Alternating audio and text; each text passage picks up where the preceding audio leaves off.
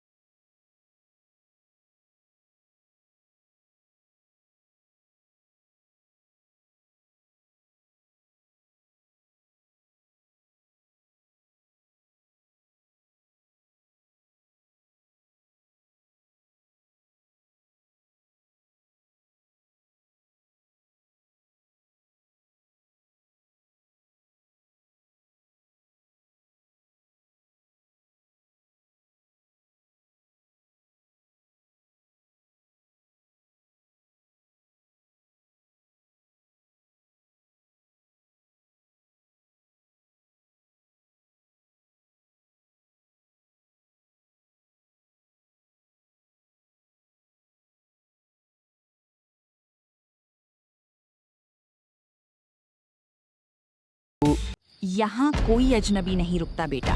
सूरज डूबने से पहले निकल जाओ, वरना। वरना क्या माई? औरत ने कुछ नहीं कहा, बस उसने दरवाजा तेजी से बंद कर दिया। रघु असमंजस में खड़ा रहा, लेकिन तभी अंधेरा तेजी से घिरने लगा और जंगल वापस जाने का रास्ता अब डरावना लगने लगा था। उसने सोचा, एक रात की ही तो बात है, किसी तरह गुजार लूंगा। गांव के आखिरी छोर पर एक पुरानी हवेली थी, जिसका फाटक खुला हुआ था और दीवारों पर काई जमी थी। बाकी घरों की तरह इसमें ताला नहीं था। रघु ने सोचा, चलो आज रात यहीं गुजार लेता हूँ। अंदर धूल और सीलन की गंध थी। एक टूटी चारपाई, कुछ पुराने बर्तन। रघु ने अपनी गठरी एक कोने में रखी, एक पुराना दिया जलाया और चारपाई पर लेट गया। थकान इतनी थी कि आंख जल्दी ही लग गई। रात के करीब 12 बजे एक आवाज आई। रघु की आंख खुल गई। दरवाजे पर किसी ने दस्तक दी थी। दिल की धड़कन तेज हो गई, पर उसने खुद को समझाया, कोई गांव वाला होगा, पूछने आया होगा साड़ी के बारे में। कौन है? कोई जवाब नहीं आया। कुछ मिनट बाद फिर आवाज आई। इस बार आवाज थोड़ी करीब लगी, जैसे दरवाजे के ठीक बाहर कोई खड़ा हो। रघु उठा, दिए की रोशनी में दरवाजे तक गया, पर हिम्मत नहीं हुई कि खोले। उसने दरवाजे की दरार से बाहर झांका। अंधेरे के सिवा कुछ नहीं दिखा, बस दूर कहीं एक कुत्ता लगातार रोए जा रहा था। वो डरावनी आवाज जो गांव वाले अक्सर अपशकुन मानते हैं। रघु वापस चारपाई पर आ गया, पर अब नींद कोसों दूर थी। तभी हवेली के पिछले दरवाजे से हल्की आहट हुई। रघु चौंका। एक बूढ़ा आदमी था, हाथ में लालटेन लिए, चेहरे पर गहरी झुर्रियां और आंखों में थकान। डरो मत, मैं हरिदास हूँ, इस हवेली का पुराना चौकीदार। तुम्हें आवाज लगाते सुना तो चला आया। बाबा, मैं रघु साड़ी बेचने आया था, पर यहाँ तो कोई दरवाजा खोलता ही नहीं। और अभी हरिदास का चेहरा अचानक सफेद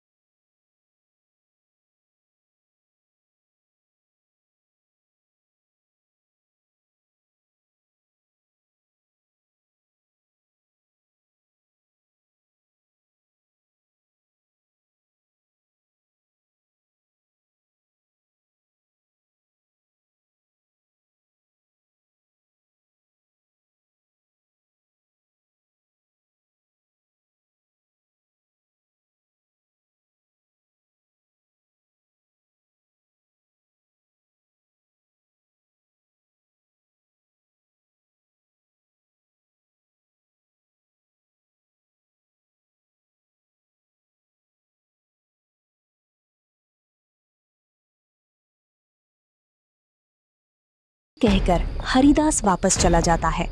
जैसे आया था वैसे ही अचानक रघु अकेला रह गया। हवेली की दीवारों से सीलन टपकने की आवाजें अब और डरावनी लगने लगी। वो चारपाई पर बैठ गया। रघु ने आंखें बंद कर लीं और मन ही मन हनुमान चालीसा पढ़नी शुरू कर दी। तभी दूर से एक आवाज आई, किसी स्त्री के रोने की हल्की दर्द भरी सिसकियां जो हवा के साथ कमरे में घुसती जा रही थीं। कोई मुझे बचा लो। आवाज धीरे धीरे पास आती गई, जैसे कोई हवेली के गलियारे में चल रहा हो। रात के करीब 2 बज रहे थे। फिर से वो आवाज आई। रघु का पूरा शरीर पसीने से भीग गया। इस बार आवाज के साथ एक फुसफुसाहट भी सुनाई दी। रघु, दरवाजा खोलो। आवाज बिल्कुल किसी अपनी जैसी लग रही थी, जैसे उसकी पत्नी सुमन बुला रही हो। रघु का दिल बैठ गया। सुमन यहाँ कैसे आ सकती है? उसने खुद को समझाया कि ये भ्रम है, कोई साजिश है उस आत्मा की। उसने चिल्लाकर कहा, मैं दरवाजा नहीं खोलूंगा, जो भी हो चला जाए यहाँ से। बाहर से एक ठहाका गूंजा। एक बहुत ही डरावनी भारी आवाज में हंसी, जो स्त्री की भी लग रही थी और किसी और चीज की भी। फिर सन्नाटा छा गया। रघु की आंखों से आंसू बहने लगे। वो मन ही मन अपने गांव, अपने घर, अपनी पत्नी को याद करने लगा। तभी उसकी नज़र कमरे के एक कोने पर पड़ी, जहां फर्श पर एक पुरानी डायरी थी। उसने किताब उठाई और पढ़ने लगा। पन्ने पीले पड़ चुके थे, स्याही धुंधली हो गई थी, पर कुछ शब्द अब भी पढ़े जा सकते थे। आज गंगा ने मुझसे कहा कि वो मुझसे विवाह करना चाहती है, पर उसके पिता कभी नहीं मानेंगे। जमींदार ठाकुर भैरव सिंह ने पहले ही उसका रिश्ता तय कर दिया है। मुझे डर लग रहा है, पर मैं गंगा को छोड़कर नहीं जा सकता। आज रात ठाकुर के आदमी मुझे पकड़ ले गए। मुझे इसी हवेली में बंद कर दिया गया है। कहते हैं कल सुबह मुझे जिंदा जला देंगे। गंगा, अगर तुम ये पढ़ो तो जान लेना, मैं फिर लौटूंगा। इस गांव का हर साड़ी बेचने वाला मेरा ही एक हिस्सा होगा, और मैं तब तक नहीं रुकूंगा जब तक ठाकुर के वंश का नामो निशान मिट न जाए। रघु की रूह कांप गई। ये सिर्फ एक कहानी नहीं थी, ये सच था, और वो खुद उस श्राप का अगला शिकार बनने वाला था। तभी उसे डायरी के आखिरी पन्ने पर कुछ और लिखा दिखा, जो जल्दी में लिखा गया था। अगर कोई इस श्राप में फंस जाए तो एक ही रास्ता है। गंगा की आत्मा आज भी इस गांव के पुराने पीपल के पेड़ के नीचे भटकती है। अगर कोई निर्दोष व्यक्ति उसकी अधूरी अंतिम इच्छा पूरी कर दे, उसे उसकी लाल चुनरी जो ठाकुर ने जलते समय उससे छीन ली थी वापस दिला दे, तो शायद ये चक्र टूट सकता है। रघु के मन में हिम्मत और डर दोनों एक साथ उमड़ पड़े। उसने अपनी गठरी में से एक सुंदर लाल साड़ी निकाली, वैसी ही जैसी डायरी में बताई गई थी। रात के अंधेरे में हवेली से बाहर निकलना खतरनाक था, पर तीसरी दस्तक का इंतजार करना उससे भी ज्यादा खतरनाक लग रहा था। वो हवेली के बाहर निकला। गांव पूरी तरह सुनसान था। बस चांद की धुंधली रोशनी में एक पुराना विशाल पीपल का पेड़ दिखाई दे रहा था। रघु हिम्मत करके उस तरफ बढ़ा। हर कदम पर उसे लगा जैसे पीछे से कोई उसका पीछा कर रहा है। पेड़ के नीचे पहुंचकर उसने देखा एक सफेद परछाई धीरे धीरे उभर रही थी।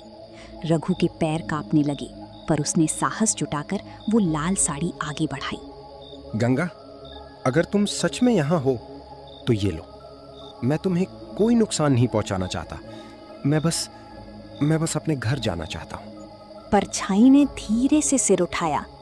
उसका चेहरा जला हुआ था, आंखें लाल थीं, पर जब उसने साड़ी को देखा तो उसमें कुछ बदलाव आया, जैसे सदियों का दर्द एक पल के लिए थम गया हो।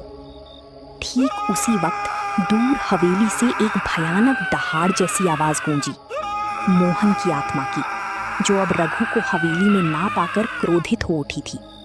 हवा तेज हो गई। रघु के पैरों तले जमीन खिसकने लगी। आसमान में बिजली चमकी और उसकी रोशनी में उसने देखा हवेली की तरफ से एक जलती हुई आकृति। आग की लपटों में लिपटा एक इंसान का साया तेजी से उसकी तरफ आया। तभी गंगा की आत्मा मोहन के सामने आ खड़ी हुई। गंगा, तुम इस फेरी वाले को नहीं बचा सकती, ये मेरा है। मोहन, बहुत हो गया बदला। ये बदला हमें कभी साथ नहीं ला सकता। इस निर्दोष को छोड़ दो। मैं आ गई हूँ, अब हमेशा के लिए तुम्हारे साथ रहूंगी, पर इस श्राप के रास्ते से नहीं, बल्कि शांति के रास्ते से। गंगा, मैंने बहुत सालों तक इंतजार किया। दोनों आत्माएं एक दूसरे के पास आईं और धीरे धीरे चांदनी में घुलती हुई रोशनी की तरह हवा में विलीन हो गईं।